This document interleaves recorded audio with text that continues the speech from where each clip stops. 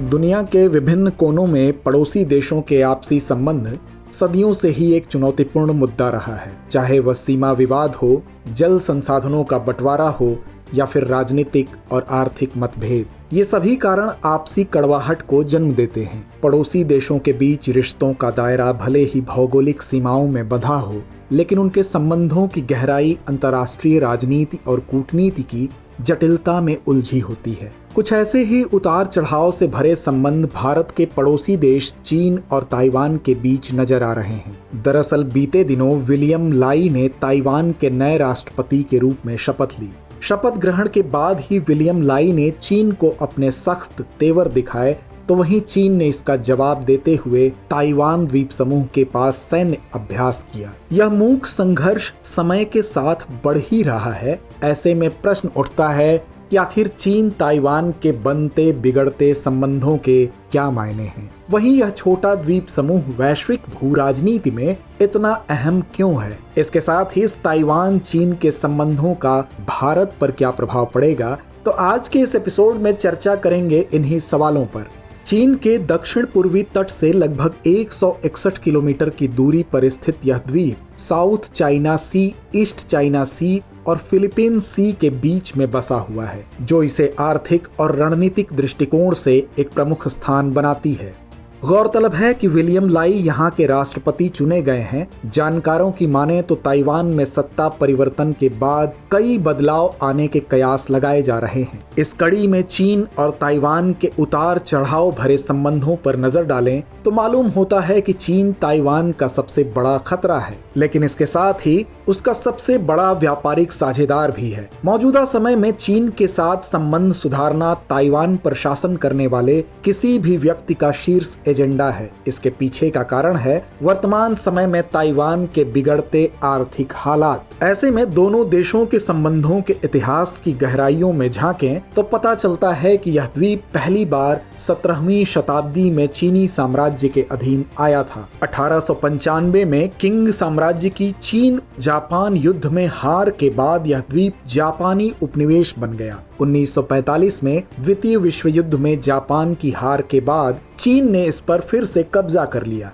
उस समय ताइवान में जनरल चियांग काई शेक के नेतृत्व में राष्ट्रवादी सरकार थी। समय के साथ चियांग की सेना और माओ जेडोंग की कम्युनिस्ट पार्टी के बीच संघर्ष बढ़ता गया और 1949 में कम्युनिस्टों की जीत हुई। चियांग और उनकी राष्ट्रवादी पार्टी के बचे हुए लोग ताइवान भाग गए और वहां उन्होंने कई दशकों तक शासन किया। हालांकि चीन इसे अपना हिस्सा मानता है, तो वहीं ताइवान खुद को स्वतंत्र मानता है। अब यहाँ गौर करने वाली बात है कि ताइवान खुद को एक स्वतंत्र देश के रूप में पेश तो करता है, जिसके तहत यहाँ लोकतांत्रिक शासन व्यवस्था है, लेकिन ताइवान ने खुद को कभी आधिकारिक रूप से स्वतंत्र राष्ट्र घोषित नहीं किया है। यही कारण है कि चीन यहाँ अपने अधिकार का दावा करता है। दरअसल ताइवान की जियोग्राफिकल लोकेशन और उसकी अर्थव्यवस्था उसे वैश्विक स्तर पर एक अलग पहचान दिलाती है। हम रोज जिन इलेक्ट्रॉनिक उपकरणों का इस्तेमाल करते हैं, उनमें इस्तेमाल होने वाले चिप ताइवान के ही बने होते हैं। एक रिपोर्ट के अनुसार ताइवान सेमीकंडक्टर मैन्युफैक्चरिंग कंपनी अकेले ही दुनिया के आधे से ज्यादा चिप बाजार पर कब्जा जमाए हुए है। ऐसे में अगर चीन इस द्वीप पर कब्जा कर लेता है तो उसे पश्चिमी प्रशांत क्षेत्र में अपनी शक्ति का प्रदर्शन करने और अमेरिका से प्रतिद्वंदिता करने की खुली छूट मिल जाएगी। साथ ही बीजिंग का वैश्विक अर्थव्यवस्था को संचालित करने वाले उद्योग पर भी नियंत्रण होगा। हालांकि ताइवान को लेकर अक्सर चीन दावा करता है कि उसके इरादे शांतिपूर्ण हैं और वह अमेरिका पर ऑस्ट्रेलिया से लेकर जापान तक फैले सैन्य ठिकानों से उसे घेरने का आरोप लगाता है। वहीं चीन ताइवान के साथ भारत के संबंधों की बात करें तो चीन और भारत के रिश्ते की सच्चाई किसी से छिपी नहीं है और बीते कुछ सालों में भारत ताइवान संबंधों में तेजी देखी गई। दरअसल ताइवान संग नजदीकियों में भारत के अपने हित जुड़े हुए हैं। ऐसा इसलिए क्योंकि भारत प्रशांत क्षेत्र के साथ भारत का लगभग 55% व्यापार दक्षिण चीन सागर के जलीय क्षेत्र से होकर गुजरता है। असल में इस क्षेत्र की आर्थिक समृद्धि और यहाँ भारत के अपने हित एक स्थिर समुद्री व्यवस्था पर निर्भर करते हैं, जिसके लिए जरूरी है कि समुद्री रास्ते खुले रखे जाएं। इस दिशा में भारत समुद्री कानून पर संयुक्त राष्ट्र कन्वेंशन को बरकरार रखते हुए इंडो पैसिफिक क्षेत्र में एक नियम आधारित व्यवस्था पर जोर दे रहा है। कूटनीतिक स्तर के साथ साथ दोनों देशों के बीच आर्थिक संबंधों में भी बढ़ोतरी दर्ज की गई।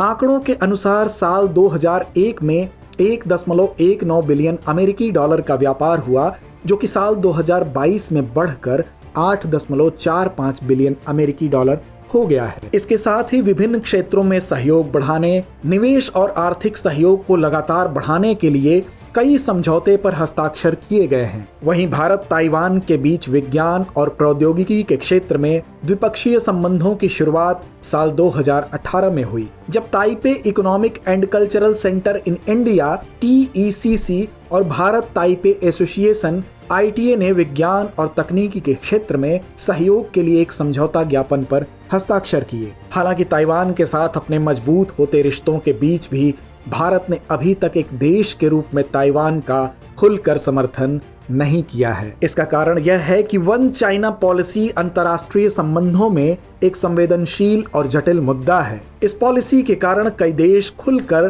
ताइवान का समर्थन नहीं करते हैं। वहीं चीन ताइवान के आपसी रिश्तों को सरल शब्दों में कहें तो ताइवान चीन के साथ घनिष्ठ आर्थिक संबंधों के बावजूद अपने अधिकारों का दावा करने से पीछे नहीं हटता है और तमाम विरोध झेलने के बावजूद चीन भी ताइवान के साथ खड़े होकर अपना हित साधने में जुटा है।